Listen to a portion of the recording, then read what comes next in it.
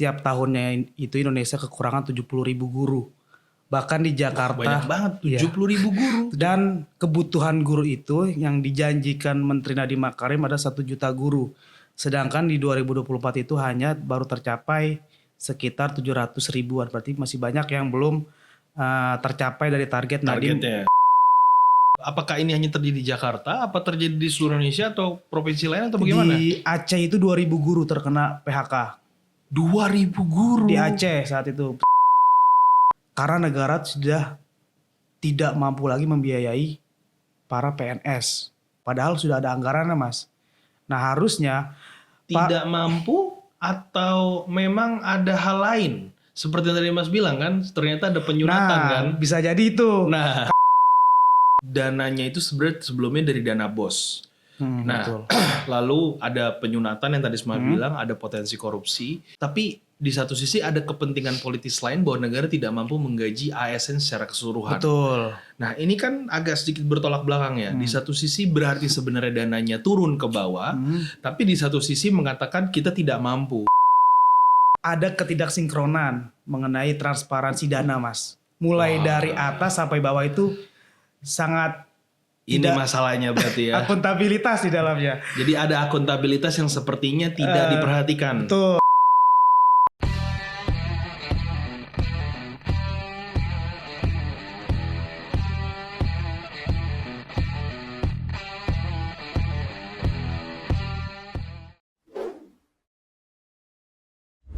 Assalamualaikum warahmatullahi wabarakatuh. Hai, kembali lagi ke Novo Podcast. Bersama gua, host Novo Podcast, Nofriski Triputra. Novo viewer di seluruh Indonesia, kali ini kita akan kembali lagi berbicara tentang politik dan hukum, dan kali ini di dunia pendidikan.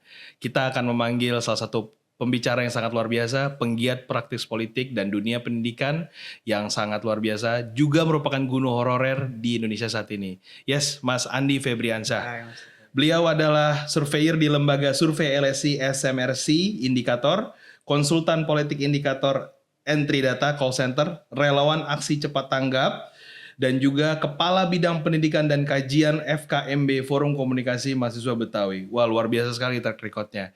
Beliau kali ini akan membicarakan dengan kita terkait dengan dunia pendidikan, bagaimana dunia pendidikan diambil kebijakannya oleh Kementerian Pendidikan, dan bagaimana pemerintahan Prabowo Gibran saat ini menanggapi tentang isu-isu yang beredar di dunia pendidikan. Stay tune terus di Novo Podcast. See you. Hai Mas Andi. Hai Mas. Kita ketemu lagi nih. Sebelumnya kita udah pernah ketemu dan kali ini kita ketemu untuk bahas yang lebih serius di Novo Podcast sama teman-teman Novo Viewers. Gue pengen banget nih ketemu Mas Andi karena memang kemarin ini benar-benar ada beberapa isu terkait dengan guru honorer yang memang kita perlu bahas lebih dalam. Nah, Mas Andi ini kan guru sekaligus juga pemerhati di bidang pendidikan. Nah, gue pengen tanya nih sama Mas Andi nih, kenapa sih sebenarnya akhir-akhir ini ada masalah terkait dengan guru honorer? Apa masalahnya dan kenapa bisa seperti ini situasinya?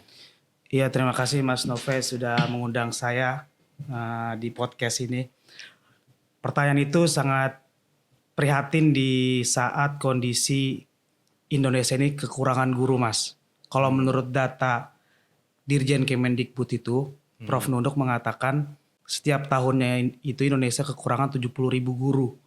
Bahkan di Jakarta banyak banget, 70.000 guru. 70.000 guru itu seluruh Indonesia. Pensiun setiap tahun, seluruh Indonesia.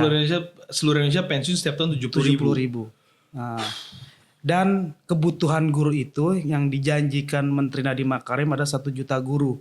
Sedangkan di 2024 itu hanya baru tercapai sekitar 700 ribuan. Berarti masih banyak yang belum tercapai dari target Nadiem untuk P3K saat itu. Oke. Tapi maksud saya mendengar isu-isu miring terkait dengan guru honorer ini ya, di mana memang ada yang memang sudah tidak bekerja lagi. Betul. Juga ada yang terkait dengan tidak mendapatkan haknya. Bisa cerita sedikit nggak gimana sih dari Mas Andi? Saya ambil contoh ketika terjadi cleansing di Jakarta, termasuk saya di dalamnya. Jadi kena cleansing? Saat itu. Waduh, terus? Jadi ketika bulan Juli 2024 kemarin, awal mula masuk pembelajaran baru, itu sempat terjadi cleansing atau PHK massal, pemberhentian sepihak dari sekolah. Alasannya? Karena ada beberapa temuan BPK di sekolah-sekolah pemotongan gaji guru honorer. Pemotongan gaji guru honorer. Ya. Oh. Jadi saya jelaskan dulu Mas, ada beberapa kasta di dalam keguruan. Serem juga ya. Yang paling tinggi itu PNS, jelas. Oke. PNS, P3K, Oke. honor Pemda, kalau di Jakarta itu KKI, kontrak kerja individu. Yang terakhir honor murni. Nah, Oke. kemarin kita termasuk honor murni. Itu yang kena cleansing. Itu yang kena cleansing. Atau PHK massal. PHK massal. Ada berapa jumlahnya? Dari temuan kita tuh pertama awalnya 107. 107 orang. Ya, lalu kita mengadu ke LBH Jakarta, totalnya sekitar 200 lebih lah. Dan apabila digabungkan oleh temuan PJ Gubernur Hero itu sekitar 400. Itu yang baru yang terdata dan banyak yang belum terdata mas saat itu. Banyak sekali jumlahnya. Banyak sekali. Nah ini 400 orang yang ada di Jakarta ini, apakah ini hanya terjadi di Jakarta, apa terjadi di seluruh Indonesia atau provinsi lain atau bagaimana? Di Aceh itu 2.000 guru terkena PHK. 2.000 guru? Di Aceh saat itu pertemuan kita dari berita. Di Aceh sendiri? Di Aceh. Jadi banyak sekali PHK massal di guru ketika terjadi di Jakarta itu merambah ke daerah-daerah.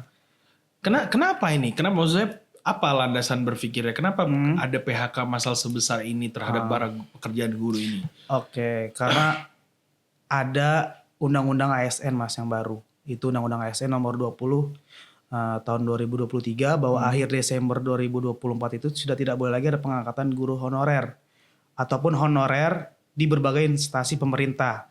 Namun yang salah kaprah tuh, yang salah kebijakan dilakukan di lapangan, harusnya penataan saat itu, bukan pemberhentian. Jadi harusnya dilakukannya penataan, bukanlah PHK massal. Betul. Karena dengan akibat PHK massal itu juga berdampak kepada ketidakpekerjaannya para guru ini di Indonesia gitu ya. Jadi salah menafsirkan daripada produk undang-undang. Betul. Oke. Tapi maksud saya, saya yakin sekali bahwa tidak ada yang kebetulan. Ya. Di Indonesia ini kan setiap kebijakan itu punya landasan berpikir politis. Nah, landasan berpikir politis dari kebijakan ini menurut Mas Andi itu sebenarnya apa? Apa ada landasan berpikir secara politisnya? Apa kepentingan yang ingin dibangun? Kenapa diciptakan seperti itu hingga bahkan hari ini terjadi PHK massal di seluruh Indonesia gitu loh?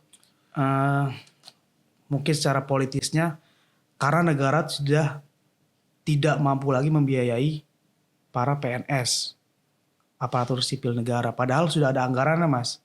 Nah harusnya tidak mampu atau memang ada hal lain.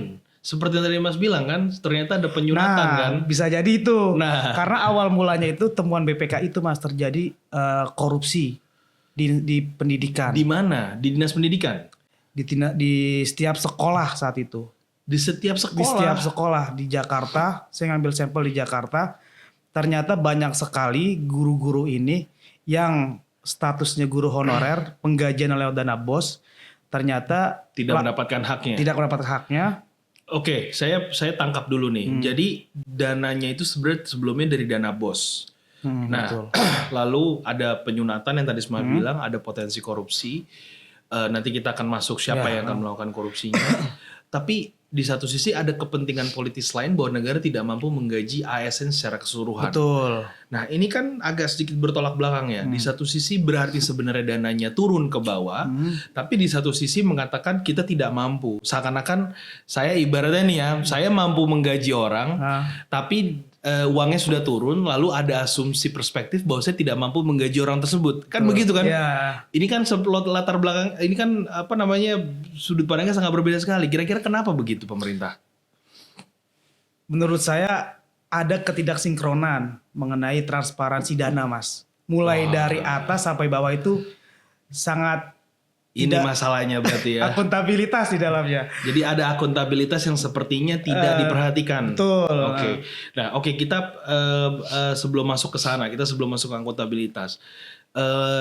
Ini permasalahan ini sudah terjadi berapa lama sepengetahuan Mas Andi? Sudah terlalu lama mas. Sudah terlalu lama. Sudah terlalu lama. Bisa jelaskan nggak terlalu lamanya seberapa lama? Mungkin bisa berpuluh-puluh tahun karena kejadian itu sangat dirawat kalau saya bilang ya.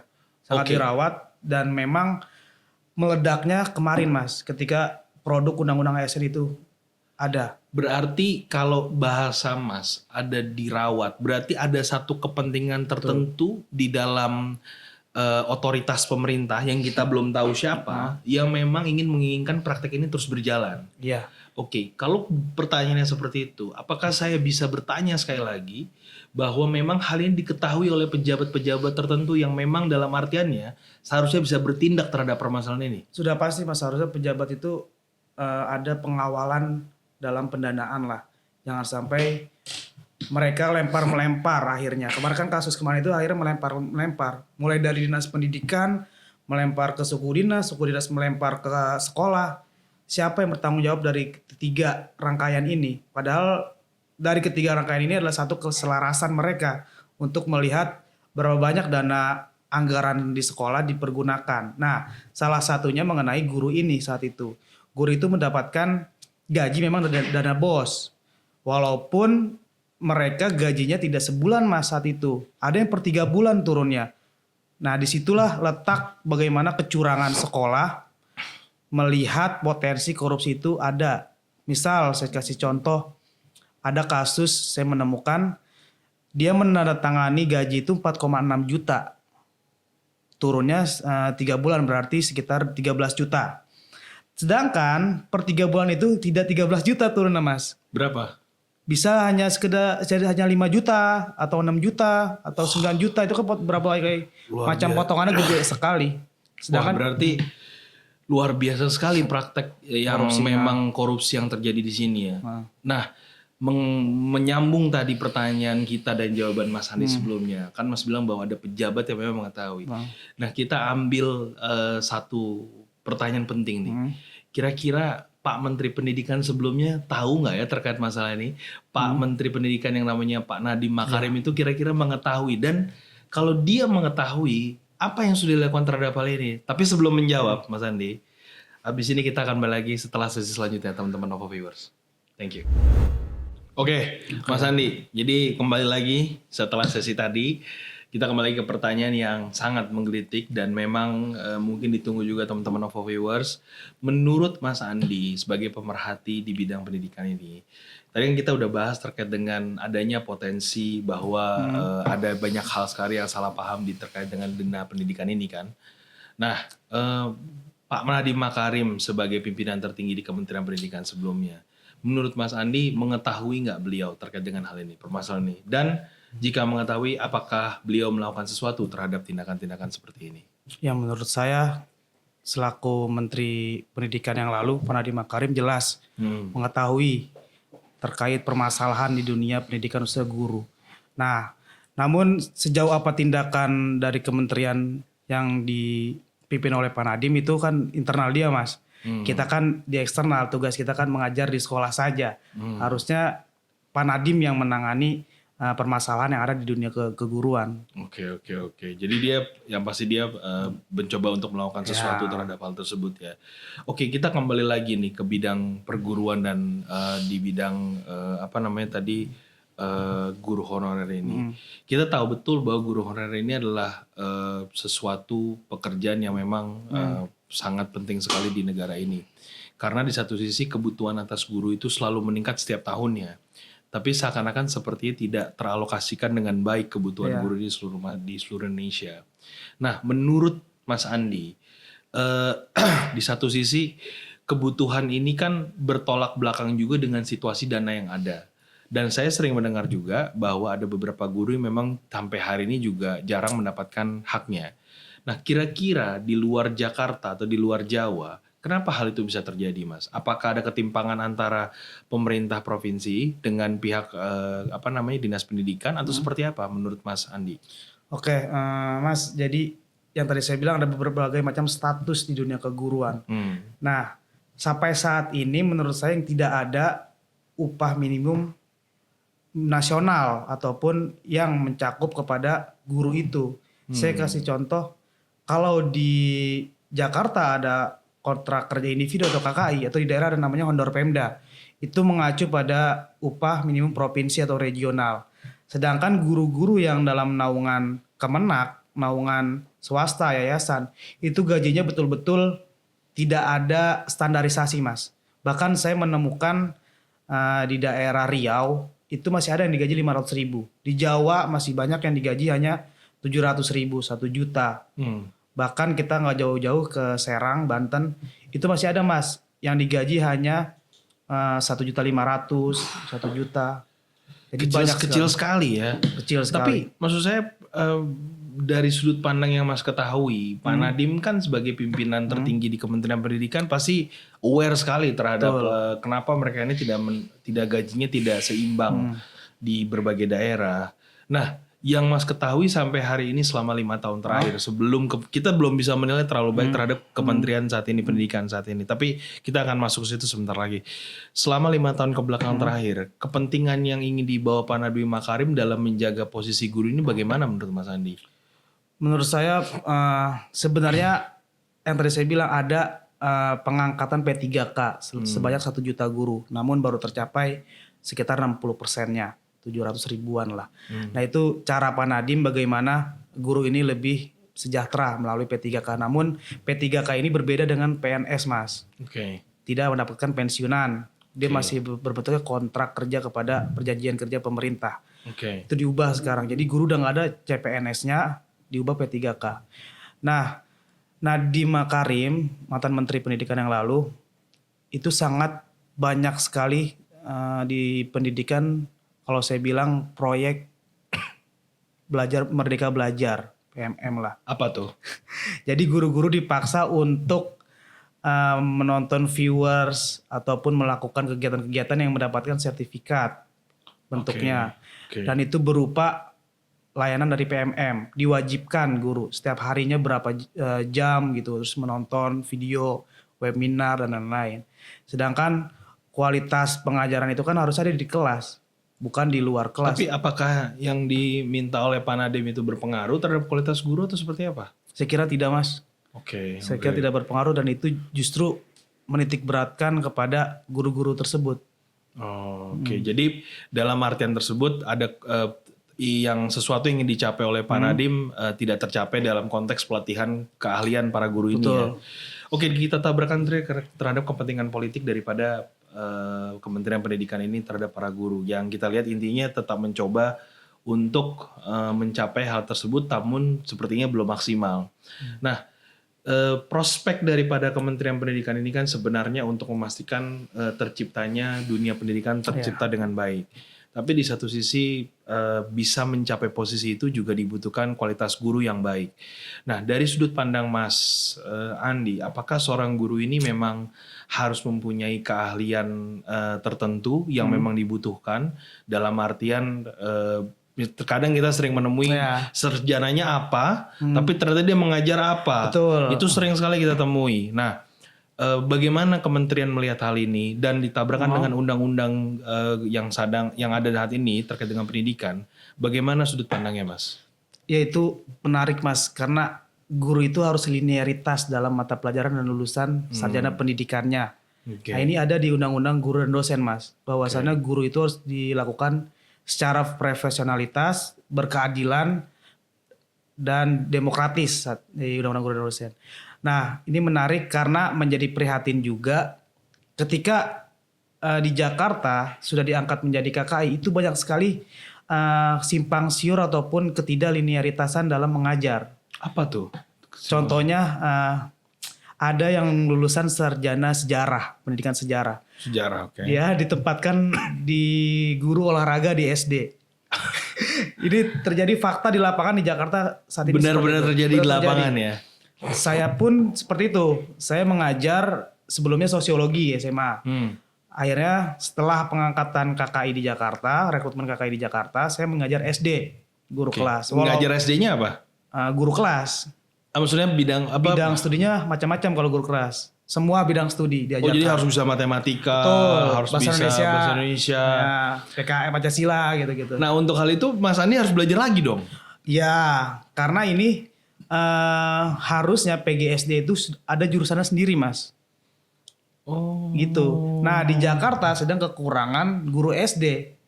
Sehingga dia mengambil alokasi dari tempat lain. Betul, dari sekolah-sekolah yang sudah kelebihan gurunya. Tapi kan maksud saya ini kan hanya berlaku sementara kan? Apa memang sesuatu yang bersifat permanen? Itu sih saya tidak tahu. Oke. Karena kondisi sekarang tuh menurut saya lagi simpang siur, terjadi kekacauan yang ada di dunia pendidikan. Oke, nah keterlibatan pemerintah saat ini yang memang penting banget dalam artian pemerintah Pak Prabowo dan Gibran. Menurut Mas Andi bagaimana nih?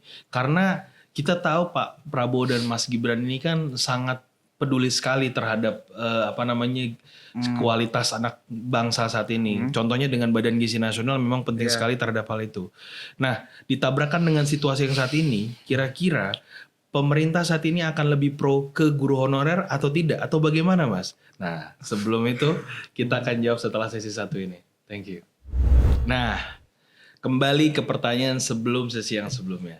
Nah jadi gimana sih menurut Mas Andi sikap daripada pemerintahan saat ini terkait dengan guru honorer pemerintahan Pak Prabowo dan Mas Gibran? Kita tahu betul bahwa mereka sangat concern sekali terkait dengan dunia anak bangsa, terkait dengan kebutuhan anak bangsa. Contohnya Badan Gizi Nasional itu berbicara tentang anak bangsa. Nah anak bangsa itu kan kebutuhannya ada 2, otak dan perut. Dalam artian kita harus subsidi dari kebutuhan pengetahuannya, tapi juga perutnya juga harus terisi dengan baik agar mereka bisa berpendidikan dengan baik. Nah menurut Mas Andi bagaimana? Terkait keterpihakan terhadap guru honorer. Iya, dan sikap dan kebijakan mereka kira-kira mengarah ke perlindungan guru honorer atau guru dan guru-guru yang lain atau seperti apa kira-kira? Saya ada salah satu janji sebenarnya dari Pak Prabowo ketika kampanye itu ingin menambah insentif ataupun gaji guru honorer saat itu. Bahkan adiknya menyatakan bahwasannya akan diberikan tunjangan gitu kan. Nah kemarin di Hari Guru Nasional Pak Prabowo pidato di Stadion Veldrum. Stadion Veldrum. Iya, Rawamangun. Dia menyatakan bahwasannya guru akan diberikan tunjangan yang non ASN pun dapat. Nah, tapi saya pribadi mengapresiasi hal itu. Namun ada satu kegelisahan dari teman-teman guru honorer yang harusnya mendapatkan tunjangan itu justru guru honorer yang belum sertifikasi. Karena banyak sekali guru-guru yang belum mendapatkan PPG ataupun sertifikasi guru. Sorry, maksudnya yang mendapatkan adalah yang sudah tersertifikasi. Yang sudah tersertifikasi yang justru. belum tersertifikasi belum mendapatkan. Kira-kira kenapa itu bisa begitu? Karena melihat satu sisi guru itu memang harus mendapatkan sertifikasi melalui PPG. Pendidikan profesi guru. Nah, di satu sisi untuk mencapai PPG itu sangat sulit, Mas. Apa tuh kesulitannya? Yang pertama itu kita harus punya NUPTK, nomor unik pendidik dan kependidikan, dan itu seperti mendapatkan KTP-nya guru gitu. SIM. Seperti SIM-nya guru itu. Nah itu sangat sulit didapatkan karena berbagai macam birokrasi yang ada. Yang kedua kita untuk mencapai PPG itu banyak antriannya Mas, seperti kuota haji. Jadi tapi siapa yang menentukan PPG ini? Dinas Pendidikan, Kementerian Pendidikan Dirjen GTK pusat di Jakarta. Di Jakarta. Seharusnya mereka lebih memperampungkan proses penerimaan PPG ini agar lebih mudah. Harus mempermudah proses sertifikasi guru. Tapi proses sertifikasi guru ini kesulitannya apakah karena memang pure administrasi dan birokrasi saja atau ada hal lain setahu Mas Andi? Pure masalah birokrasi Mas. Karena saya melihat kasus saya sendiri, riwayat pendidikan saya menjadi guru itu tahun 2020. 2020 saya masuk ke dalam dunia pendidikan terdata di GTK, Info GTK. Nah setelah kasus saya nggak bisa menaktifkan SIM PKB saya ini, ataupun Dapodik saya dinonaktifkan, baru diaktifkan tahun lalu 2024, itu jadi nol lagi Mas masa kerja saya. Sehingga saya nggak bisa mengajukan untuk PPG itu. Ada masa kuota masa lama kerjanya? Ada. Berapa lama? 2 tahun. Jadi harus mengulang lagi selama 2 tahun. 2 tahun terdata di Dapodik sekolah negeri ataupun sekolah swasta. Itu yang menjadi kesulitan. Dan 2 tahun itu ternyata nggak sesuai dengan di lapangan.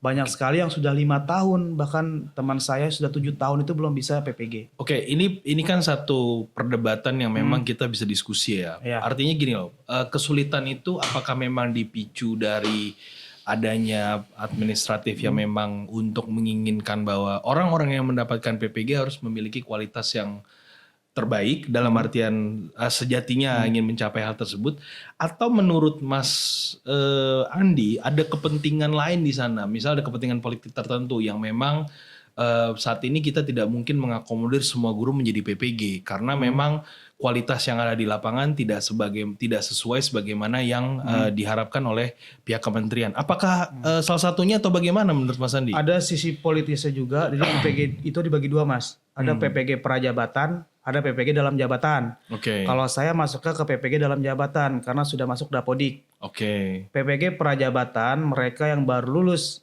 menjadi sarjana pendidikan ataupun bukan sarjana pendidikan bisa mendapatkan sertifikasi pendidikan melalui PPG Prajab yang diusung Nadiem itu Prajabatan. kemarin. Ya. Yang diusulkan oleh Pak Nadiem Makarim. Ya, yang lagi gencar-gencarnya kemarin. Sedangkan PPG dalam jabatan ini yang mengantrinya lama itu harus menunggu undangan, Mas. Yang tadi saya bilang kayak naik haji panggilan. Oh. Karena kalau di swasta itu harus ada persetujuan dari ketua yayasan. Oke. Kalau di namanya GTY, guru tetap yayasan. Kalau di negeri kita harus ada keputusan dari kepala daerah atau dinas pendidikan. Oh, kepala daerah dan dinas pun berketerlibatan dalam konteks ini. Untuk mendapatkan NUPTK itu. Oh, oke. Itu dari Permendikbud kalau tidak salah. Oke, yang diketahui Mas Andi dalam konteks ini, kan tadi Mas kita kembali ke Mas Gibran dan Pak Prabowo, bahwa instead terhadap tunjangan tersebut, malah yang diberikan adalah boleh diberikan tapi terhadap guru-guru yang telah mendapatkan sertifikat PPG tersebut, gitu kan? Yang belum, mohon maaf tidak bisa diberikan. Nah, latar belakang terhadap hal tersebut, apakah memang hanya dipicu karena kepentingan untuk menjaga kualitas guru, atau dalam artian seperti ini memang karena Menteri Pendidikan saat ini punya pertimbangan lain agar memberikan masukan itu kepada Pak Prabowo? Yang saya lihat ini ada saling terhubungan dengan Kementerian Keuangan. Oh, itu menurut saya. Jadi ujung-ujungnya kembali ke anggaran. Iya, kembali ke Ibu Sri Mulyani. Oke. Jadi Kementerian Keuangan itu hanya memberikan guru yang sudah sertifikasi. Oke. Guru yang belum sertifikasi itu memang tidak dapat tunjangan. Oke. Tidak dapat, kalau tidak salah yang non ASN itu dari 1.500.000 naik 2 juta, berarti 500.000. Oke. Nah, yang belum mendapatkan sertifikasi belum dapat. Tapi saya dengar statement ini belum tahu benar atau salah, baru statement. Ini baru ini opini ada di publik ya. Publik. Kabar di berita ataupun di media sosial tuh Pak Muti ingin memberikan insentif yang belum bersertifikasi. Cuman nggak tahu berapa insentif. Jadi yang sertifikat yang sudah bersifat PPG mendapat tunjangan, yang belum mendapat insentif jumlahnya berapa tapi belum diketahui. Iya, kita belum tahu. Jadi kembali lagi dari yang Mas Andi ketahui adalah terkait dengan anggaran itu sendiri ya. Kenapa belum bisa dimaksimalkan? Betul. Berarti dari sudut pandang ini kepentingannya lebih kepentingan terkait dengan apakah pemerintah mampu untuk membayar para guru honorer ini secara keseluruhan atau tidak. Ya. Tapi saya mau tanya sedikit lagi dalam artian hal tersebut. Apakah hal ini memang menjadi salah satu tolak ukur yang berpraktek setelah berlama-lama, artinya bertahun-tahun sebelumnya, atau memang kebijakan ini baru terjadi di masa pemerintahan Pak Prabowo Gibran? Ini sudah berlarut-larut Mas, bukan hanya di pemerintahan Prabowo Gibran saja sebenarnya. Berarti sesuatu yang diselesaikan oleh Pak Prabowo dan Mas Gibran ya ke depannya ya. Ini sesuatu kritik yang memang harus bisa diselesaikan oleh pemerintahan Pak Prabowo dan Mas Gibran ya. Karena harus diakui guru honorer itu hanya ada di Indonesia. Status guru honorer itu. Hanya ada di Indonesia ya. Di negara lain belum tentu ada. Gak ada. Oke. Padahal undang-undang guru dan dosen itu hanya menyebut guru saja. Tidak ada guru honorer, guru kontrak dan lain-lain. Oke, ya saya berharap pesan-pesan baik dari Mas Andi tadi bisa didengar oleh Pak Prabowo dan Mas Gibran, khususnya Kementerian Pendidikan agar mengatensi permasalahan ini menjadi suatu yang memang perlu diatensi. Saya harap juga ada perbaikan nasib kepada guru honorer ya, jangan sampai jangan sampai terabaikan dan tidak terpenuhi, karena guru itu sejatinya adalah para intellectual maker. Intellectual creator, dan kami semua tidak akan bisa sampai di begini tanpa guru, posisi guru. Oke, cukup banget diskusi yang sangat menarik dengan Mas Andi. Luar biasa sekali Nova Viewers. Saya ingin menyampaikan bahwa diskusi ini akan menjadi satu catatan penting di hadapan dunia pendidikan kepada pemerintahan Pak Prabowo dan Mas Gibran, juga catatan penting untuk Kementerian Pendidikan. Saya selalu berpesan bahwa politik itu seperti air, dia akan mengikuti kemanapun dia berada, tergantung daripada siapa yang meminumnya dan siapa yang menuangkannya. Akhir kata saya sampaikan, selalulah berbicara, bicaralah, lantanglah, tapi dengan cara yang baik. See you next year, see you in next episode, and stay tuned Nova Viewers. Bye-bye.